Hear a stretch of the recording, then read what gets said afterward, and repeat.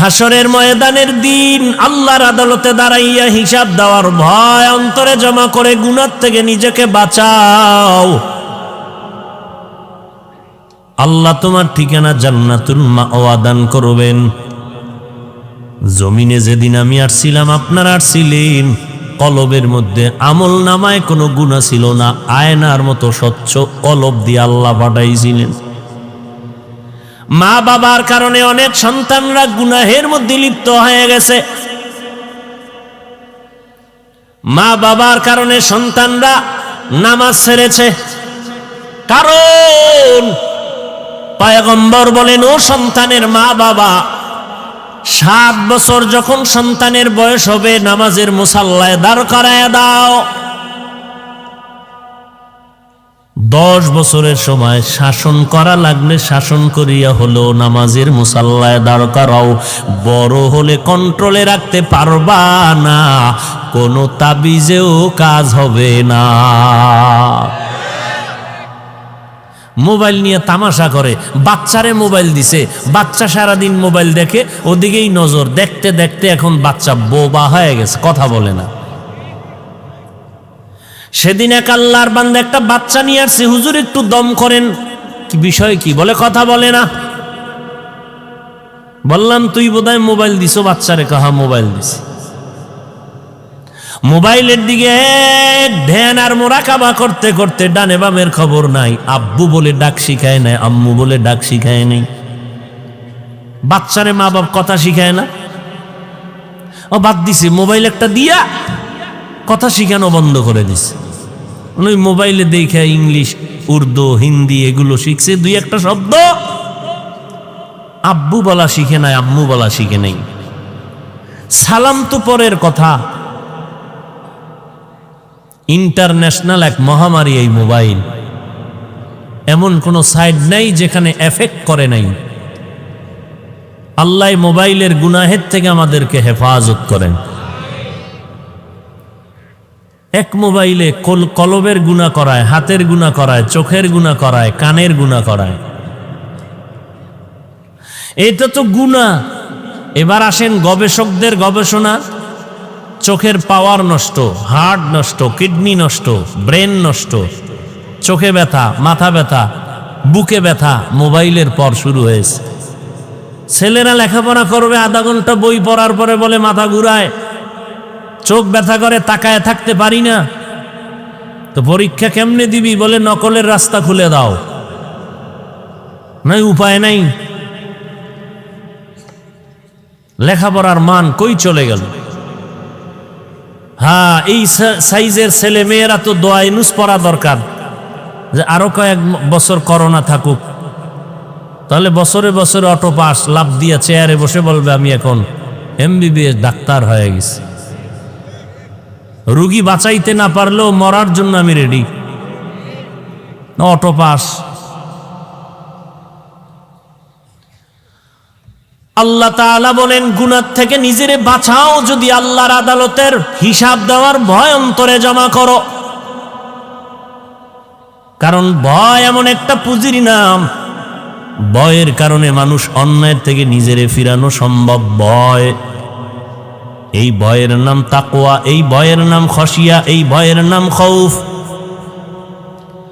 এই ভয়টা মা বাবা সন্তানের মধ্যে যদি না থাকে, কোনোদিন মা বাবার সাথে অন্যায় করা বন্ধ করবে না।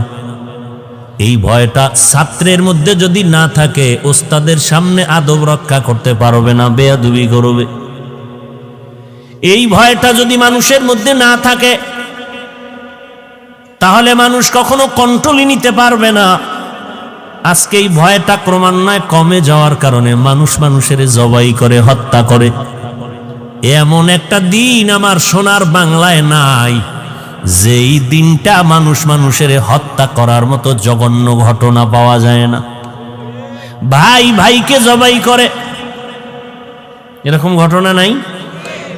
স্ত্রী স্বামীকে জবাই করে, এমনকি সন্তান তার মাকে জবাই করেছে। লাভ কি? যদি বুঝতো জবাই কেন করে, আমি কিছু পেতে চাই, কিন্তু কি লাভ হইল? পুলিশ এসে ধরে ফেললো, র্যাব ধরিয়া জেলখানায় নিল, ফাঁসির রায় হয়ে গেল। না দুনিয়া পাইলি না আখিরাত পাইলি, এই চিন্তা যদি মানুষ করত, জীবনেও কেউ কারো গলায় অস্ত্র ধরত না। আর সরকার যদি একটা আইন করে দিতেন যে যত বড় অপরাধ করুক শরীরের উপরে হাত তুলবি, তদন্ত ছাড়া তোর ফাঁসি, কোনো তদন্ত নাই। পুলিশ আছে, আইন আছে, র্যাব আছে, আদালত আছে, বিচার হবে কঠিনভাবে তদন্ত আকারে। গায়ে হাত তুললি কেন? তদন্ত ছাড়া তোর আজীবন জেল, কোনো তদন্ত নাই। গায়ে হাত তুললি কেন? এরকম খালি 5টা এই আইনটা করে খালি 5টা জায়গায় পুলিশ লাগাই দিত, 5টা আসামি ধরত, আজীবনের জন্য জেল রায় দিয়ে দিত, আর এর মধ্যে কিছু ফিডা ফাডা লাগাইতো, টোটাল বাংলাদেশ সোনার বাংলাদেশ হয়ে যেত। আমার কথা আইন হইবনি কি? যারা একটু চায় যে হ্যাঁ করা যায় কিনা, এই নিয়ত করে কোনো হুজুর যদি মাঠে নামে, তাহলে মুসল্লিরাও বলে না হুজুরের যা ভালো মনে করছিল, সুবিধা না। এখন রাজনীতির মধ্যে ঢুকে গেছে, কথা ঠিক নেই। জিন্দেগি মে বন্দগি তু করনা হে, जिंदगी में बंदगी तू करना है, जिंदगी बे बंदगी शर्मिंदा है, जिंदगी बे बंदगी शर्मिंदा है। জীবনটা দেখতে দেখতে কয় বছর চলে গেল, এখন শরীরের শক্তি দুর্বল। কোন দিন গালের মধ্যে দাঁড়িয়ে উঠলো জানছেননি? আবার সেই কালো দাড়ি কোন দিন সাদা হলো টের পাইছেননি? কোনো দিন টের পান নাই। এই করোনায় কত প্রাণ চলে গেল, কত আপনজনেরা চলে গেল। এই রমজানে ঈদের দিন কত সন্তানেরা মা বাবারে নিয়ে কত আনন্দের ঈদ কাটাইলো, আবার কত মানুষ, কত বান্দাবান্দি চোখের পানি ছেড়ে কান্না করে দিন কাটাইলো। ঈদ আর হয় নাই। হাসরের ময়দান বলতেছিলাম, বিচার শুরু হবে ফজর থেকে, আজ জোহরের মধ্যে বিচার শেষ। বলে এই অল্প টাইমে কিভাবে সম্ভব? কয়েকটা জবাবের ছোট একটা জবাব দিয়ে আমি অন্যদিকে যাচ্ছি। আল্লাহ তাআলার কুদরতের দ্বারা সম্ভব। এখানে আর কোনো কথা নাই। যুক্তি চাইলে, জবাব চাইলে আরো কয়েকটা জবাব আছে না। আমরা মুমিন, আমার মাওলার কুদরতকে আমরা মেনে নিই এইভাবে যে মাখলুকের দ্বারা যা সম্ভব না, খালেকের দ্বারা তা সম্ভব। এর উপরে ঈমান আমগো আছে না নাই? ভাইরা আমার, আল্লাহ রাব্বুল আলামিন কুদরতের দ্বারা বিচার শুরু করবেন। আধা বেলায় বিচার শেষ, জান্নাতীরা জান্নাতে যাবে, জাহান্নামীরা জাহান্নামে যাবে। ওই কঠিন মুসিবতের সময় আমলনামা কারো ওজন দেওয়া হবে। আম্মা জান আয়েশা রাদিয়াল্লাহু তাআলা আনহা একদিন দেখে নবী কান্না করতেছেন। আম্মা জান জিজ্ঞাসা করলেন, পয়গম্বর আপনি কাঁদেন কেন? বলে হাসরের ময়দানের ভয়ঙ্কর অবস্থার কথা মনে পড়ে যাওয়ার কারণে কান্না করি। কি উপায় হবে ওই হাসরের মাঠে আমার উম্মতের? কিয়ামতের ময়দানটা এমন ভয়ঙ্কর অবস্থা হবে যেদিন নবীদের কোনো গুনাহ নাই। আছে কে? যুবকেরা, মুরব্বীরা, নবীদের কোনো গুনাহ আছে? হালকা পাতলা? সমস্ত নবীরা নিষ্পাপ। বলেন সমস্ত নবীরা? যদি কেউ সন্দেহ করে তার ঈমান। সমস্ত নবীরা নিষ্পাপ। কিয়ামতের ময়দানে এত ভয়ঙ্কর অবস্থা হবে, নবীরা যাদের কোনো গুনাহ নাই তারাও নাফসি নাফসি বলে কান্না শুরু করবেন।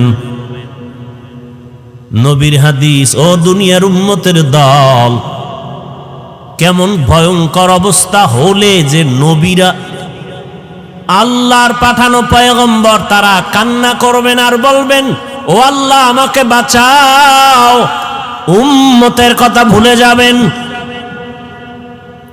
আম্মা জান আয়েশাকে নবী বলেন, এ তো পুরা মাঠের অবস্থা হবে খারাপ, এর মধ্যে আরো 3টা জায়গা হবে আরো ভয়ঙ্কর। একটা হবে আমল নামা দেওয়ার সময়, আর একটা হবে ওজন দেওয়ার সময়, আর একটা হবে পুলসিরাত পারি দেওয়ার সময়, বড় ভয়ঙ্কর। এই 3 সময় মানুষ এতটাই যে বেকারার হয়ে চিৎকার দিবে, আপন আপন বলতে কেউ তখন পরিচয় দিবে না। মা বলবে, সন্তান তুই আমার সন্তান, তোরে নিয়ে বড় কষ্ট করেছি, আমাকে একটা নেক দিলে আমি জান্নাত পাবো, একটা নেকের অভাব। সন্তান বলবে, আমি মায়ের পেট ছাড়া দুনিয়াতে আসি নাই, তবে তুমি যে আমার মা আমি বিশ্বাস করি না। একটুখানি নেকের তরে রোজ হাসরের মাঠেতে বাবা ঘুরবে ছেলের পিছে, ছেলে বাবার আগেতে। আহাতে মন কঠিন দিনেতে নামাজ তোমায় ভুলবে না, ঠিক মতো পড়িলে নামাজ জান্নাত তোমার ঠিকানা। ঘুমের চেয়ে নামাজ ভালো আর তুমি ঘুমাইও না, ঠিক মতো পড়িলে নামাজ জান্নাত তোমার ঠিকানা। এই মিয়া, অনেক দ্বন্দ্ব, অনেক মতনৈক্য, দলাদলি আছে না নাই? আচ্ছা বলেন তো, তাবলিগলা আবার চরমনাই, আবার সারসিনা, বাহাদুরপুর, নানুপুর, রাজনৈতিক দলের মধ্যে যত মতবিরোধ থাক, কোন দলে কি বলছে নামাজ লাগে না? বলছে? তাহলে নামাজ কেন পড়েন না? যেটা ইখতিলাফ নাই এটা তো করবেন। 5 বেলার নামাজ ছেড়ে দেওয়ার কোনো সুযোগ নাই, কমপক্ষে 5 বেলার নামাজ পড়বা। এখানে এতগুলো মানুষ সবাই চায় ধনী হতে, নাকি এমন কেউ আছে যে আমার টাকা লাগে না? এরকম কেউ আসেননি? আরে আঙ্গুলের মধ্যে পাথরের আংটি লাগাইছে, এত আংটি কেন? ধনী হওয়ার জন্য। এই আকিক পাথর, এই পাথর সেই পাথরে ধনী বানায়, ভাগ্যের চাকা ঘুরাইয়া দেয়। অথচ আল্লাহ পাক রব্বুল আলামিন ধনী বানানোর মালিক কে? ইয়া আইয়ুহান নাস আনতুমুল ফুকারাউ ইলাল্লাহ ওয়াল্লাহু হুয়াল গানিয়্যুল হামিদ।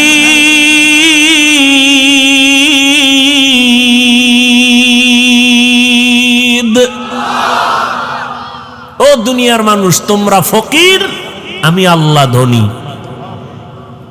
আল্লাহ শুধু ধনী না, প্রশংসিত ধনী। অতএব ধনী বানানোর মালিক কে?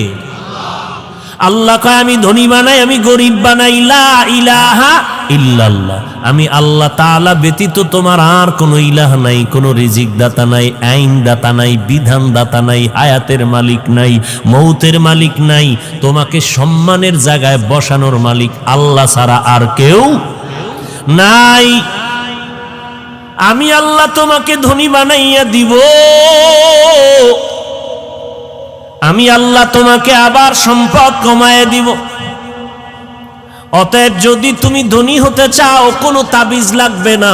মদিনার নবী বলেন, 5 বেলার নামাজ যদি ঠিক মতো আদায় করো, 1 নাম্বার পুরস্কার তোমাকে আল্লাহ রিজিক বাড়ায় দিবেন। আরো আস্তে করে বলেন, মকুন সুসুতি নামাজে পাঞ্জে গানা ফাওয়াইলুল লিল মুসাল্লিনাল্লাযিনা মুমিনারা ইনামাজ ইমদাদে দা ইস্তাইনু আয়াতে আয়াতে কদ আফলাহারা ইয়াদে কুন গৌর কুন্দর মানিয়াজ দিল সাদেকুন। নামাজ কয় ওয়াক্ত? মাঝে মাঝে 2 এক ওয়াক্ত সারার মতো অনুমতি পিসাবরা দিছেনি মা, তাই ফির হইল কেমনে? ফির যদি 2 এক ওয়াক্ত ছুটি না দিতে পারে, এটা ফিরের পাওয়ার হইল। এর মধ্যে একজনে বলি এই ফালাইছে, হুজুর আলহামদুলিল্লাহ, আমগো ফিসাব বলছে নামাজ লাগবেই না। তারপরে বলছে, তোরে যদি আমি জান্নাতে নিতে না পারি তো আমি কি এর ভিড়? তোর আবার নামাজ কেন? তোর না আমি পড়ুম। তোর যত নেক আমল লাগবে আমি করব, তোর কিছুই লাগবে না। তাহলে পীর আর মুরিদের সম্পর্ক কি? বলে, আমি তোরে বিনা হিসাবে জান্নাতে পার করায় নিব, আর তোর কাজ হইল যত দুনিয়ার হাদিয়া আছে সব আমার দরবারে বাড়াবি, যত টাকা পয়সা হাদিয়া সব আমাকে দিবি, আর আমি তোরে জান্নাতে নিব। হ্যাঁ, আল্লাহর নবী কাঁদতেছেন, আম্মা জানা এসে বলেন, কেন কাঁদেন? কয়, আল্লাহর রহমত ছাড়া হাসরের ময়দানে কেউ নাজাত পাবে না। আম্মা জানা এসে বলেন, নবী আপনি? নবী বলেন, আল্লাহর রহমত না থাকলে আমিও নাজাতের দরজা পাবো না। নবীজির কোনো গুনাহ আসেনি? আছে। এরপরও নবী দৈনিক 100 বার কমপক্ষে ইস্তেগফার পড়তেন। ও ভাই, নবীর আমলগুলোকে হিন্দুরা করবে, আপনারা মুসলমান কেন করেন না? ও আল্লাহর কোরআন মিথ্যা। এই যুবকেরা, মিথ্যা। ও ভাই, তোমার কবরে তুমি যাইবা, আমার কবরে আমি যাব। তোমার জবাব তুমি দিবা, আমার জবাব আমি দিব। আজকে আমি বক্তা হইয়া বাংলাদেশে ঘুরি,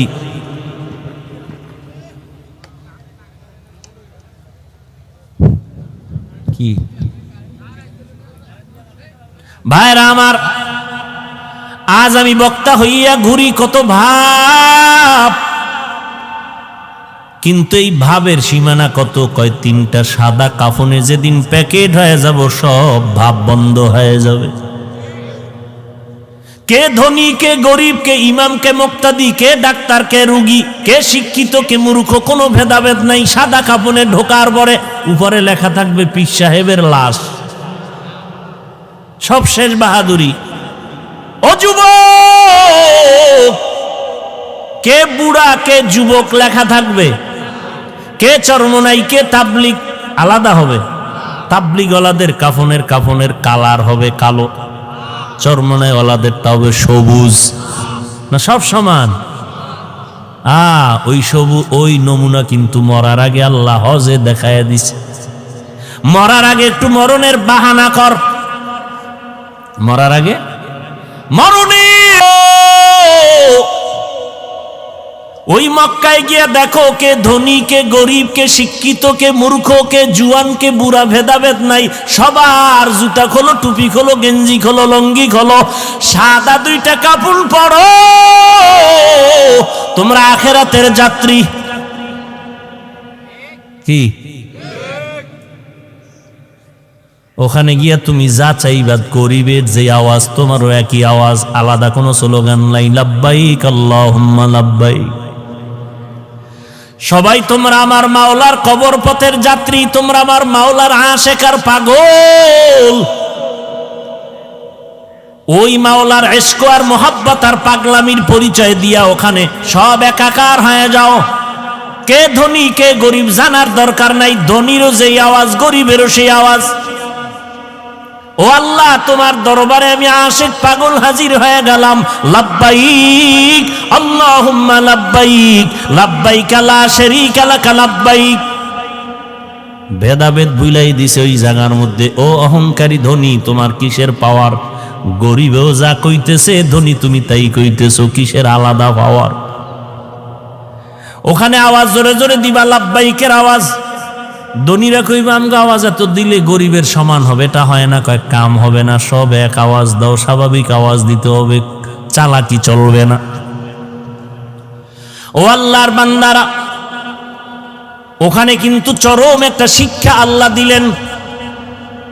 চূড়ান্ত এই অবস্থায় তোমার কবরের পথে রওনা দিতে হবে। কিসের বাহাদুরি করো রে বাবা? কে বড়, কে ছোট, মরণের পরে কোনো ভেদাভেদ নাই। তুমি আমি যেমন দুনিয়াতে আসছিলাম এক, মরণকালেও হয়ে যাব এক।